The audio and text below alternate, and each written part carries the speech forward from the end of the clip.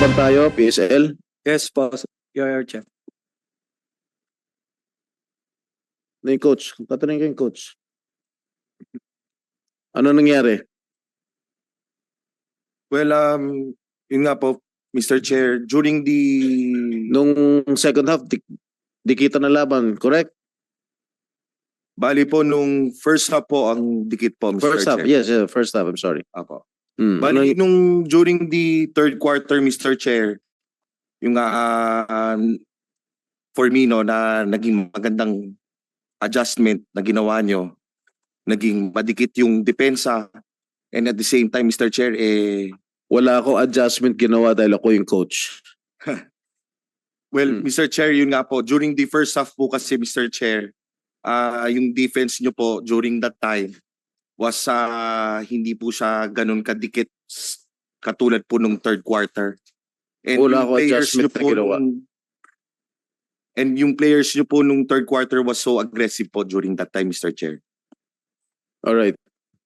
Di ba meron ka sinabi na player ko? Sumot ka na ng sumot ka na sumot. Wala po, Mr. Chair. Huwag ka magsisinungaling dito dahil hindi na magsisinungaling yung player ko. Dahil nung nandun sa harapan ng bench ninyo, sinabihan mo yung isang player ko, sige na, sumot ka na sumot. Ano ibig sabihin nun? Mr. Chair, wala po ako sinabi. You know, I don't mind my team losing eh. Basta fair and square. And I don't mind my team winning also basta patas ang laro. Pero pagka ganyan ang laro ninyo, katulad ng nangyari sa atin, mawawalan na tayo ng ng mga manonood. Parang binababoy niyo yung laro. At ikaw, Mr. Katimbuhan, sinabi mo pa nung ginagwardya mo yung isang player ko, sige na, lumusot ka na lumusot. Bakit? Wala po akong sinabi, Mr. Chair. Alam mo, pag hinarap ko sa yung player ko, baka hindi ka na maka-alis dito. Wala po akong sinabi, Oh. Mr. Chair. Ang nangyari lang po nung game po natin is okay naman po yung depensa namin and kumbaga po kung may naririnig po siya, kumbaga sidewar po, kumbaga sa basketball naman po hindi po natin kumbaga sidewar po na pero wala po akong sinabing mag-shoot ka. Bumabantay po ako Pinapadrive mo nga sa harapan mo eh. No po, Your Chair, dumidepensa po ako. And yung may mga game plans po kami, Your Chair, na doon po kami nag-i-stick. Kasi po, based on scouting po namin, Your Chair, yung team nyo po ng San Juan is po talaga, deadly po talaga siya sa labas. So may mga tendencies po na pinag-aralan po kami na mas maganda po siguro na yung game plan namin is more on driving po kayo and i-kick out na lang po and maliles din po yung time para po dun sa execution po. Pero mo, yung first half ticket, tapos yung third and fourth quarter, lumayo ng lumayo. Hindi kayo nagdidepensa. Pero mo, kayo yung naghahabol, 24 seconds, inuubos nyo pa. Pero maganon? No po, Your Chair. Yung sa first half po, maging maganda po. And yung sa second half po kasi, Your Chair, tulad nga po ng sabi ni Coach and napag-usapan nga po namin ng after ng game po, naging maganda po yung adjustments ng depensa po. In terms po sa akin, Your Chair, ako po naging scouted din po ako sa team namin kasi ako po yung isa sa inaasahan. And that month po, naging top performer po ako ng PSL. Ako po yung nag-number 1 scoring. So, yun po, every game naman po, binibigay ko lang po yung best ko. Okay, Mr. Coach, di ba supposedly, pag natatalo yung team mo, halimbawa by 10 points, 15 points, tapos bola ninyo, bakit inuubos nyo yung shot clock? Inuubos nyo yung oras sa shot clock? Senator Jinggoy, if I may lang po, para po maintindihan ng karamihan at ng publikong nakikinig, no? Vince Salvador, ikaw ang coach ng Yes po. Ako po yung coach po ng Juan Munti po. Munti. Head coach po. Magkalaban kayo ng San Juan Yes po, Knights Mr. that Chair. time. Opo. Ikaw yung coach ng kabila, si Senator Jinggoy ang coach naman ng San Juan Knights. Ikaw, Jan, player ka ng Juan Munti po, Your Honor. Juan Munti. Yes po. Sinong nanalo po nung game na yun? Sir, para maintindihan. Just to recap lang po, sir. Siyempre kami. Ano po yung aligasyon sa kanila na Well, pinatira niya yung according to my players na I'm very confident na hindi naman sila magsisinungaling sa akin. Yung coach, yung sinabihan niya sa player ko na sumut na sumut. Okay? Hindi ko alam kung bakit pinapashoot yung aking mga player. At ito naman, itong gwardiya ni Ginoong Katimbuhan, sinabi, sige na, mag-drive ka na sa harapan ko, mag-drive ka na sa harapan ko. hindi mo nagustuhan kahit pinashoot yung team mo. Oo, dahil alam mo na nawawala yung essence Oh, ng correct. yung laro, Nabababoy. nakakababoy ng ano. So, ang result po, anong result? We all love the sport, no? Kailangan huwag na lang babuyin kasi itong mga bagong mga players natin, mga bata. Syempre gusto nilang ang dream nila mapunta sila sa PBA tapos ganoon ang klaseng laro. Huwag naman ganoon. Go ahead po. Sa akin Tanong naman ko lang po, sa coach. 'Di ba pag naghahabol ang team, kahit sinong team naman dito, pagka lamang 10 kalaban mo, 15 kalaban mo, 'di ba? Syempre maging aggressive ka, hindi mo ubusin ng shot clock, hindi mo ubusin yung 24 seconds na shot clock, correct? Yes, Mr. Chair. Ba't inuubos nyo? Ilan possessions na inubos yung 24 seconds? Dun sa third quarter, Mr. Chair, Huwag mo sabihin magaling kami magdepensa dahil hindi naman. dun po sa third quarter, Mr. Chair, like I said po kanina, naging maganda po talaga yung adjustment niyo, Mr. Chair. During the first half po kasi, Mr. Chair, yung play po kasi namin, ang tumatanggap po nun sa taas po, big man po talaga. No. Ngayon po, dun sa third quarter po, nung executed nung play, yung defense niyo po during that time, nakaangat na po si Habilionar na po and matindi na po yung ball aggressiveness po niya sa bola. And dun din po, on the same quarter po, nag-hard show na rin din po kayo nun. Nag-hard show. Dumodouble po. Pero nung first half po, hindi po kayo na-double po sa amin nun. So technically po talaga, naging pong maganda po yung naging adjustment niyo po nung third quarter, Mr. Chair. Hindi ba kayo talaga involved sa game fixing? No po, Mr. Chair. Ha? No po, Mr. Chair. Ano? Opo, Mr. Chair. Hindi. Pati sa mga over-under. Yes po, Mr. Chair. Ilang beses, ano standing ninyo? Before we end po the conference po, 11-8 po kami. Nakapasok kayo sa semis? Yes po, Mr. Chair. We are top 8 po right now po. You are Top 8 po. top 8. Yes po. So sino mga kalaban ninyo? Bali po, makakalaban po namin is Binyan po. Binyan. Opo, Mr. Chair. Kailan? Sa Saturday po, Mr. Chair. Number 1 team. Yes So po. ano standing nyo? Number 8? Ngayon? Yes po, Mr. Chair. So, when was your last game?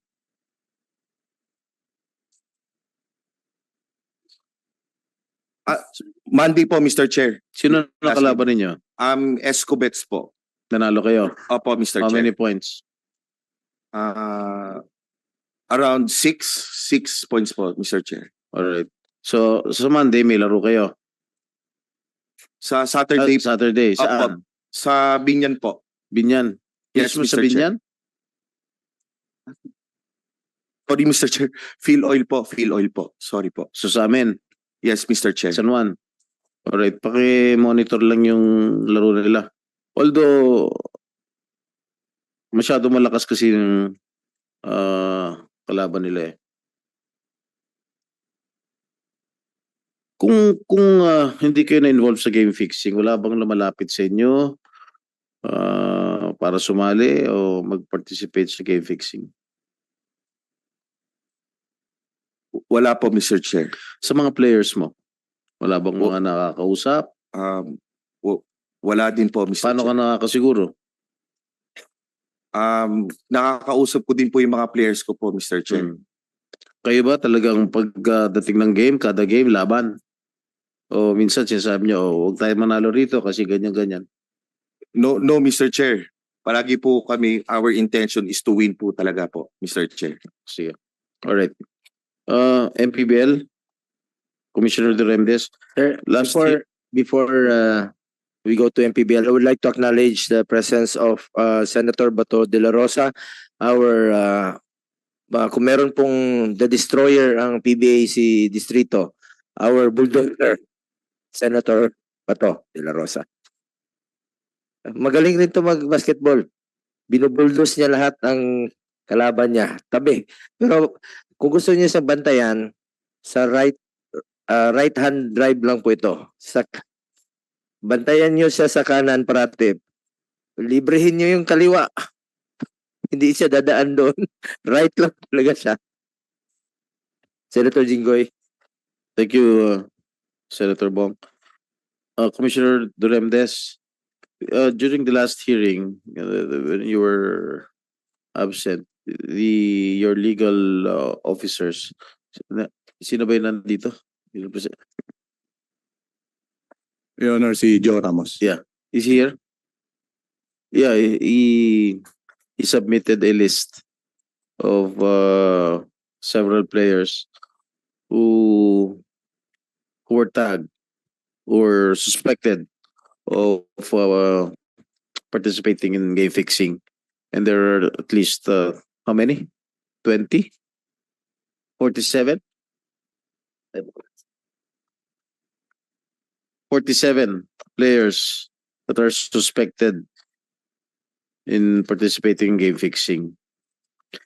And I've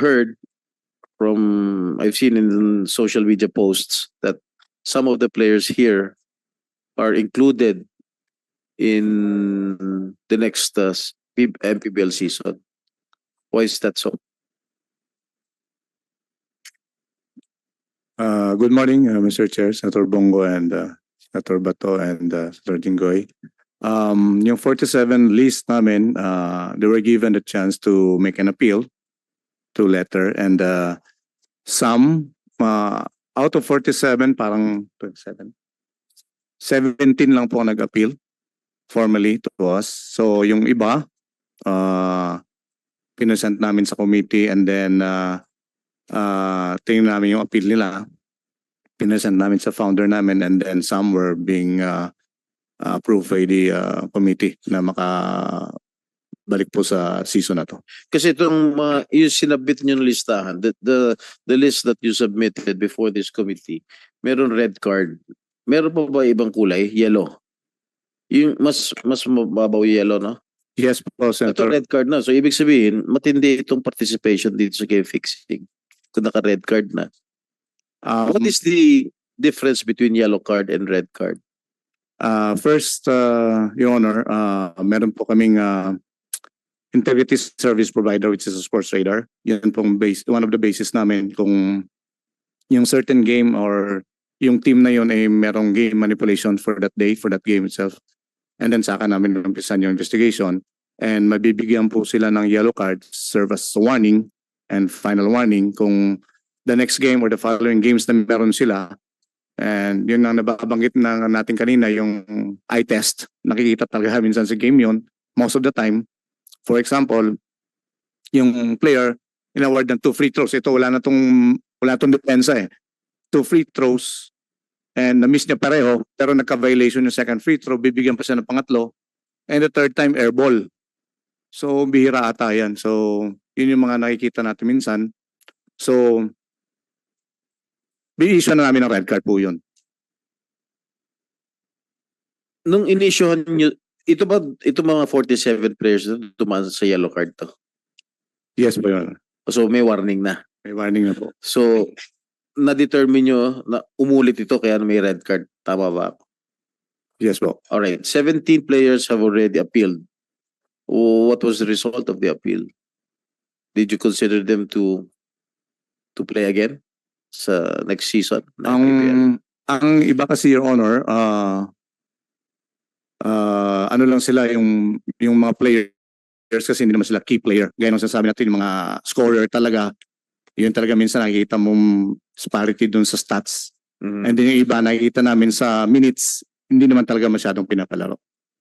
So, pilihan ganyo maglaro?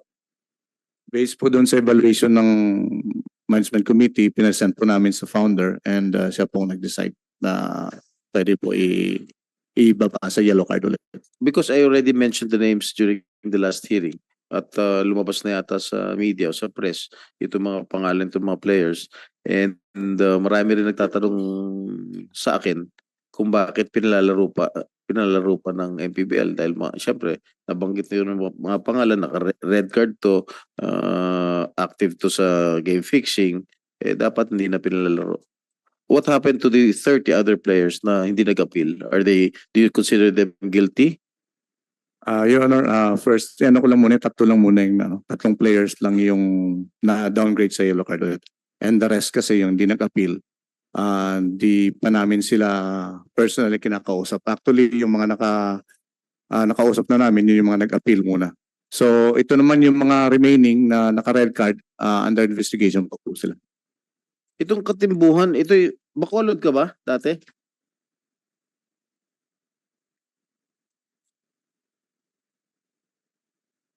Yes po, Your Honor. Nandito rin pangalan nito. Nag-appeal ka? Yes po, Your Honor. Oh, what happened to the appeal? Ito, sandali Alam mo, kanina inaakusahan na kita ng tawag dito, isang player ko na sinasabihan mo na dumrive sa harapon mo tapos ngayon nandito pala yung pangalan mo. Bakit nasa red card to, Commissioner? Your Honor, kasi may mga games talaga na consistently based doon sa report ng integrity service provider na Source Radar, involved lagi yung team nila. And then sila, pag meron kong mga certain na may mga game manipulations, binibigyan na lang kami ng report. And then usually talaga lumalabas yung mga teams na gano'n na karamihan consistently na meron gano'n. So, what happened? Sila po naglalaro po doon. What happened to his appeal? I think po, denied po. As of now, Denied. denied po. So he cannot play They cannot play. sa MPBL. Yes po. Tama ba yun? Ano? Your Honor, ang sagot lang po ng MPBL po sa appeal ko po is na-receive po nila and wala pa po kung na-receive po ulit na letter from sa kanila na kung ano pong nangyari. Yun po. Thank you po. Ito, mismo na yung commissioner nagsasabi na you are not eligible to play anymore sa next season. Opo. Your Honor, thank you po sa pag-invite din po dito na kasi po ako, I want to clear my name po. Actually po, nakaka-stress po and syempre po sa family namin super affected. And syempre po yung basketball, mula po nung bata po ako, ito na po yung gusto ko Tsaka pinangarap ko. Tsaka bata pa po ako, gusto ko po maraming marating. And yun nga po na syempre yung basketball po, ito yung unang sinusuporta ko po sa anak ko at sa family ko po. So hindi ko po kayang gawin yung mga allegations po na ganyan na mga inaccuse po sa akin or sa yung sa ibang players. Sa akin naman po, gusto ko lang po liwanagin po talaga na hindi po ako involved dyan na naglalaro lang po ako para po talaga sa family ko and as a player po, ginagawa ko lang po yung trabaho ko sa loob ng court kung ano pong game plan, kung ano po yung decision ng coaches. So sa akin, nandito ako para hindi ako mahiya. Gusto ko talaga po i-clear yung name ko and gusto ko po maglaro. Yung kumbaga po, gusto ko po talaga maglaro kasi po katulad nito po sa PSL. Sa PSL po, nagka-issue po yung team namin. So hindi po ako nahihiyang humarap po or what. Umarap po ako dito para to clear and pinatunayan ko po sa PSL na kaya ko po and to prove myself talaga na hindi po ako involved dyan, na masaya ako sa PSL, na bigyan po kami ng chance and second chance po na makalaro and ma-showcase ko po yung talent ko po na nag-number 1 scoring nga po ako ngayon this PSL. So, ayun po yung, kumbaga, ayun po yung lakas ng loob ko po para umarap po sa mga ganito. Yun lang po, Your Chair. Maraming salamat po, pasensya na po. Alright. Sa mga nabanggit ko mga pangalan, yung 47 names na binigay sa akin ng MPBL, meron bang mga kasama rin dito sa Juan Monte? Yes po, Your Chair. Sino? Si Harold Alboreda po and... Excuse me, sino? Harold Alboreda po. And Jan Arboleda. Did you appeal? Did you appeal? What happened to the appeal? Nag-appeal? Nag-appeal po sila, pero denied pa rin po sila. Denied. So you're not eligible to play sa PBL because of the red card. Ha? Alin, lumapit ka. Lumapit ka.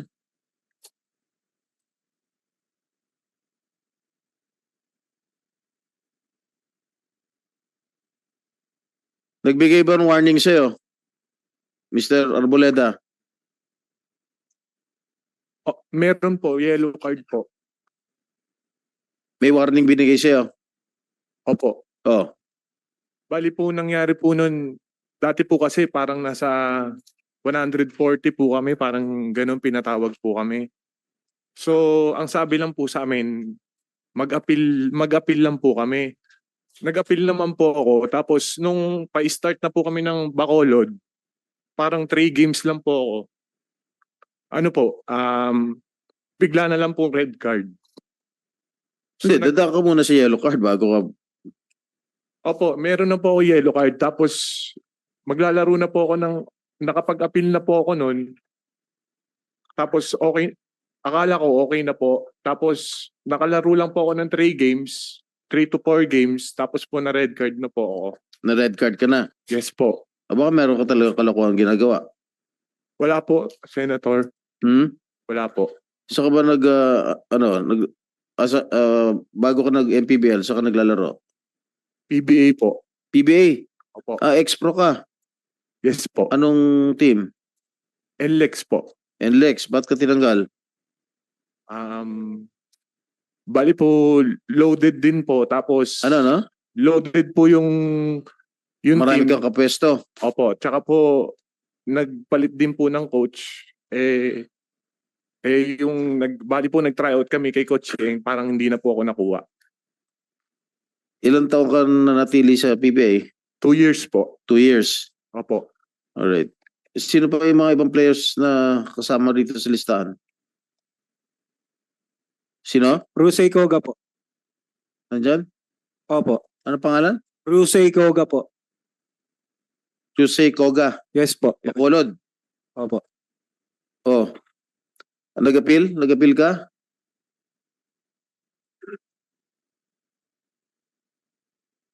Koga. Nag-appeal ka? Yes po. Yes po. Oh, what happened? What happened to the appeal? Denied pa rin. Denied. Yun. Anong ginawa mo kalokohan, Koga? Wala rin po akong alam. Winarningan ka ng MPBL. Hindi ko po alam na nagkaroon po ako ng yellow card. Tapos yun Hindi nga po. mo alam, nagkaroon Opo. ka ng yellow card. Yes po. Tapos nagkaroon na lang po ako ng red card bigla po. Paano mo nalam nagkaroon ka red card? Yung team owner na po yung nagsabi sa akin nun po. Nag-appeal ka. Yes po, Deny. nag-appeal po ako. Nag-reply po sila na ang sabi, thank you for the submitting your appeal. Sabi po, we will inform our legal counsel and management team ng MPBL. So sinasabi ngayon ng commissioner ng MPBL, denied. So you're not eligible to play anymore sa MPBL. You may play in other leagues, but sa MPBL, which set their own standards, Yes. you're not eligible to play anymore. Mr. Chair, okay lang po ba magkwento kahit konti po about what happened sa akin the past years po? The past years. I mean, Ano ba ang kwento mo? recent, kung bakit po medyo bumaba po yung ano ko po, yung, dito? Sige, I'll give you a chance to clear your name. Yes, ano po kasi, before po mag-start yung invitational that time, meron na po akong nararamdamang injury sa tuhod na hindi ko naman po alam kasi wala naman akong way para ma-check up yun. So I was playing with a complex tear meniscus, and then last MPBL season, nag-complete tear na po siya. Then I had a surgery, and then after that, syempre meron pong trauma, hindi po makapaglaro ng maayos. Pinilit ko po makabalik agad kasi nga po gusto ko po talaga maglaro. And then after ilang weeks ng going rehab, nagkaroon naman po ako ng car accident na muntik pa po akong mamatay. And then yung truck driver and yung company niya, hindi pa po ako nababayaran until now. Kaya po medyo parang yung stress, anxiety, and depression po nandun po sa akin, kaya hindi po talaga ako makapaglaro ng maayos that time. Ngayon po, pinipilit ko po kasi syempre, I have to clear my name po. I'm playing this game kasi passion ko po talaga to. Ilan taon ka na? 31 po. Bago ka pumasok sa MPBL sa naglalaro? I played for San Beda po. I had 4 championships there. San Beda? Juniors, Apo. seniors? College po. College, Seniors, yes. college. And then after that, I had a team in D-League. I had 2 championships. Hindi ka in NLEX. nag-PBA?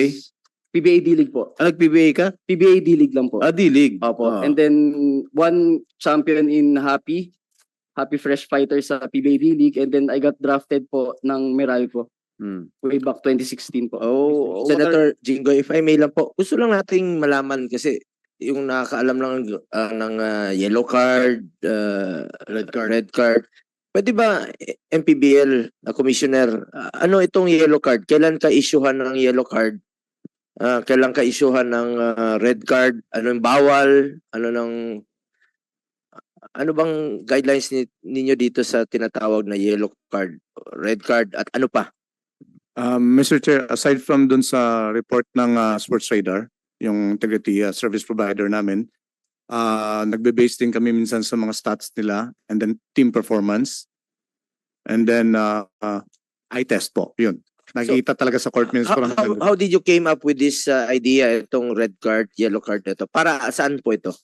Ito lang po ang ginawa namin based dun sa advice ng founder namin kasi nakikita niya minsan na may mga certain games talaga na very obvious na it's So kayo po yung naniniwala na sabi mo obvious. What do you mean by obvious? kino-compare po namin po yung report ng Sports Radar and then i-compare namin dun sa stats and then sa team performance overall. So and dun po sa Ano tong Sports Radar? Sila ang integrity service provider po, sila po nag-analyze ng mga games okay. and then to provide nila sa amin. Pag red card po, dun namin Pero itong Sports Radar na ito, walang betting dito. wala po. Wala. Wala pong Purely analysis lang siya. analysis lang po. Oh, okay. Opo. Analytics. Analytics. Okay. Analytics. Ngayon, ipino-provide nila sa inyo. And then kayo ang magdi-determine kung yellow card. Ano ibig sabihin ng yellow card? Yellow card po, warning lang dun sa players and coaches and team managers na may report kami coming from sa Sports Radar. And then titingnan po namin dun sa game nila that day. Magpapadala po si Sports Radar pag may certain game manipulations na po, pag naka-red flag. Pag wala po, wala Pero naman. pwede pa rin silang maglaro. Pwede pa rin po pag naka-yellow card po. Yellow card Yes lang. po, warning. So parang warning, first warning ito. Yes po. And then after yellow card, red card na. Yes, Your Honor. Meron nang na-prove sa kanila, ibig sabihin.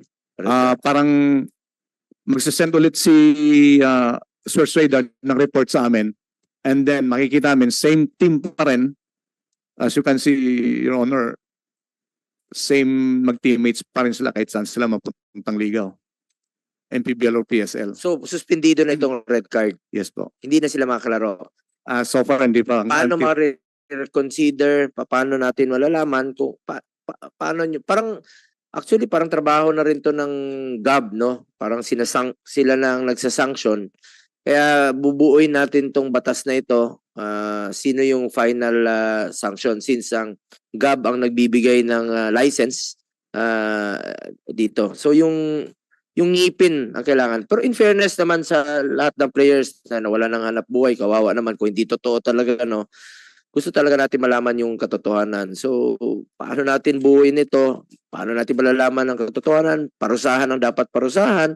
At yung wala namang kinalaman talaga, malas lang talaga, o may problema lang nung panahong yun, ay bigyan ho natin ng chance. Let's be fair to everybody. So, red card, suspendido.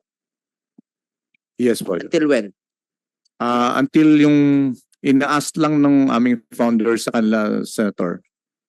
Alam po natin na itong mga players minsan victims lang ito eh. Kasi there are big wigs talaga. Kalaro pa sila sa ibang liga. Yes po. So, ibig sabihin, red card na sila sa MPBL, pwede sila maglaro sa PSL. Saan yung PSL dito? Walang PSL. So, pwede pa sila maglaro sa ibang liga pa na hindi MPBL. Yes po, Your Honor. Para maintindihan lang po ng publiko. Well, alam mo, ayokong sirain yung kinabukasan nitong ating mga manlalaro, no? Kailangan nyo sa akin lang, kung ito lang talaga ang bread and butter ninyo, kung ito lang talaga ang hanap buhay ninyo, pagigihan ninyo. Huwag kayong sumali dyan sa mga sindikato na gusto lang kumita at your expense. Kasi meron mga teams, hindi lamang sa PSL, hindi lamang sa MPBL, na nagre-rely lang doon sa outcome ng laro. Doon lang sila, kunwari, papatalo yung laro, meron silang kikitain, yun lang ang papasweldo nila sa mga players. Yun ang hindi maganda. At nangyayari yan ngayon. And matanong ko lang yung MPBL, ilan yung mga teams sa MPBL na nung araw pa na kahit kailan hindi nanalo? Marami, di ba? One example po, Your Honor, yung Sarangani. Yes. Previous seasons. Kaya nag-file pa kami ng mga cases doon sa mga players. Until now, iba pending and iba na-dismiss po dahil nga sa lack of evidence talaga. So, alam ko si Senator Manny Pacquiao, who is the founder of MPBL, pumunta sa NBI para idemanda. May mga Chinese syndicates na involved dito sa game fixing. What happened sa NBI? May representative ng NBI dito. Good morning, Yes. Your Honor. Pending trial po lahat ng cases po. Pending trial? Yes, sir. Ang tagal na nun ah. Yes, sir. Oh, We hanggang ngayon, submitted trial to pa the committee, sir, the status of the cases, sir. No, may I know the status of the case that was filed by Senator Manny? This was around how many years ago? 2-3 years ago? Yes, sir. Ongoing pa yung court hearing, sir. Court hearing, nasa korte na? Yes, sir. Several courts, sir. Like what court? Uh, Manila? RTC? RTC ba ito? Meron pong Pasay, Cavite, Bacolod. May I know the status of the cases filed? Ongoing trial, sir. Ongoing. Yes, sir. O pagka na-resolve na, may decision na, furnish nyo kami ng kopya. Yes, sir. We will submit to the committee, sir. Alright. Doon sa, sino pa ba yung mga players dito na kasapi ninyo na nasa red card? Meron pa ba? So they Wala can na clear po, their Your name. Honor. So bigyan natin pagkakataon na malinis yung kanilang pangalan. Yung kayo, wala na, yung mga players dyan, wala yung pangalan nyo rito sa mga nabanggit. Wala na po sa team namin, Your Honor. So Tatlo po. tatlo kayo. Opo. Salamat po, Your Honor, sa chance po na at least makita rin po ng mga tao po na nakapag-usga na po sa amin na kiniklear po namin yung name namin dito para po, kasi bilang player po, ina-idol kami ng mga anak namin. Siyempre, gusto pa po namin, gusto Siyempre. pa nila po na kami makita maglaro habang bata pa po kami. So yun po, ako po talaga, gusto ko lang po i-clear yung name ko and sobrang stress na po kasi nadamay na po yung family. Ito lang po talaga pong support ako sa family ko and yun po, gusto ko lang po i-clear yung name. Nagpapasalamat po ako sa inyo, Sen Jinggoy, Sen Bongo, and Sen Bato na binigyan niyo po kami ng chance na i-clear po yung name namin. Kasi po, I wanted to play pa po talaga. Lalo po ngayon sa pinapakita ko po sa PSL na pinaprove ko po sa sarili ko na kaya ko naman po talaga and sana po mabigyan pa po kami ng chance ng MPBL kung ano pa pong liga na makapaglaro pa po at ma-prove po namin sa kanila na hindi po talaga kami ganun. Yun lang po. Sen, maraming salamat po. Bago ka naglaro sa MPBL, saan ka naglalaro? Naglaro po ako ng NBL. Yung una pong liga ko po is sa amateur po kasi yung NBL po. After pag-graduate ko po sa Lasal, Lasal. opo, naglaro po ako sa NBL and dun po, Naging player ka ng Lasal? yes po, sa Dasma po. Hindi sa UAP. Hindi po. Hmm. So yun po, after ko po makagraduate doon, nagkaroon po ng chance na makalaro po at mapanood sa TV yung NBL po, yung National Basketball League. So doon po may na-accomplish po ako, ako po yung nag-MVP doon. And then yun nga po, na-scout na po ako sa MPBL. So yung first season ko naman po sa MPBL, hindi naman po masyado gamit kasi nga bata pa po. And second, sana wala na po akong team. And lastly, tumawag lang po sa akin yung Muntinlupa Cagers na maglalaro po ako. Ako lang po sila sa guard. So ako po agad, kasi wala pong ibang kumuha sa akin, agad-agad po akong pumunta. And ayun nga po, naglaro naman po ako ng maayos, okay naman po yung stats ko. And then sa sunod na season po, which is dun po kami na red card sa Bacolod, binibigay ko lang naman po yung best ko. Minsan nga po kahit injury po ako as a player, gusto ko syempre lagi akong nandun sa game and gusto ko lagi akong pinapanood ng anak ko, ng family ko. And yun lang po, binibigay ko yung best para po sa kanila. So sana po, nakikiusap po ako sa MPBL na sana po bigyan niyo po ako, yung iba po, ng second chance po para makalaro pa po. And ako po, sarili ko, pinatunayan ko po dito sa PSL kaya sobrang thankful po talaga ako sa PSL na binigyan po kami ng chance. And maganda po yung pinakita namin na sa second round po kami ng playoffs po. Sana po, yun lang po, mabigyan po kami ulit ng second chance po. May nag-recruit Maraming pa sa'yo? salamat May po. kumukuha sa'yo sa any team sa MPBL? Yes po, Sen. Sa sino? Davao po. Kinukuha ka? Yes po. Nasa lineup ka na? Hindi po ako ma-line up kasi po inaantay po yung kung ano pong mangyari sa appeal ko po. Kaya po gustong-gusto ko rin po talaga Pwede- pumunta dito.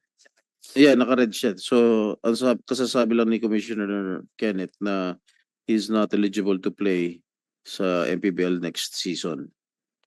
At at any rate, kausapin nyo siguro si Commissioner Duremdes o yung mga officials ng MPBL, especially si Senator Manny, i-explain it to him kung ano talaga ang ano. Because I do not want to destroy your future. Sa totoo lang, John, very passionate po ito si Senator Estrada sa laro, no? Lumilipad pa yon, nanonood, nagko-coach ng team. Ganun niya kamahal yung team niya. Yung liga, yung thrill ng laro. Ganun rin po ako. Kahit saan pupunta ng Antipolo, manood lang ng PBA, kahit saan po. Dahil masarap manood ng laro na alam mong laban talaga. Lalo na yung mga down the wire. Yes po. May isang tanong lang ako sa'yo. Opo. Kung sakaling kukunin ka ni Coach Jinggoy, willing ka maglaro sa team niya? Yes po. Siyempre, isa pong Sa magandang tingin mo, magaling siya na coach, motivator? Yes po. Sana po mapagbigyan din po ni Sen na makapaglaro po ako sa kanya. And sa kanya po mismo, sa harap niya po, ipoprove ko po na wala po akong ganyan. Ayusin mo muna yung red card mo, baka sakali. Kasi nakikita naman po ni Sen paano po ako maglaro sa PSL. So nakikita niya po na pinuprove ko naman po sa sarili ko. And sana nga po yun, pinapakiusap ko po sa MPBL, kay Senator Manny, sa founder, kay Commissioner Kenneth, kung lahat po sa inyo na sana po mabigyan pa po ako ng chance. And Ano ba height mo? 5'10 po. 5'10"? Opo. Ano laro? 1, 2. 1-2 po. Puno na kami. Ikaw, Harold Arboleda, ikaw, willing ka maglaro sa ating Senator Coach? Kung mapagbibigyan po ng pagkakataon po. Ano height mo? 6'2" po. Ano laro? 3, 4. Kahit ano po. Ha? Okay, tamo, kahit ano lang, makalaro lang siya sa'yo. Versatile, ha? Pwedeng uno, ha? All around po. Ha? All around. Hindi, anong laro mo dyan sa Monte? Minsan po nagpo-point guard, minsan nagko-4. Point guard? 6, ano ka? Anong height mo? 6'2" po. 6'2". Nag-uuno ka? Ay, puno na rin kami. Emergency lang po. Ikaw, Russell, Ryuse, Koga. Yes po, Mr. Chair. Lalo na yan, uno lang siguro laro niyan. 1 and 2 po. Oh, well, puno na talaga. Sa reserve na lang po. Sen. Kita mo, ganun kanila ka hinahangaan na Hindi, coach, no? Pero seriously speaking, itong tatlo na kasama rito sa red card na sinabit ng MPBL dito, alam nyo, ang gawin ninyo, kausapin nyo na. And you air your side, sumulat kayo that you're not involved in any way sa game fixing, yung over-under, point shaving, or kung ano-ano man yung mga kasapi dyan sa game fixing. Sigurado ba talaga kayo na hindi kayo kasangkot o kasabwat din sa mga sindikato? Baka may kumakausap sa inyo. Kasi meron mga players dyan na mga players mismo ang nag-head na sindikato. Hindi ko na sasabihin kung sino. Alam na ni Commissioner yan, nag-uusap kami. Di ba kayo kinakausap? Since Wala po, Your Chair. naglalaro pa sa UAAP anong araw, tsaka NCAA. Wala po, Your Chair. Sigurado kayo? Yes O, po. kausapin nyo na lang yung mga opisyalis ng MPBL baka sakaling ma-reconsider ang kanila decision because that is beyond my control anymore. Kami nag-iimbestiga lang dito ng game fixing.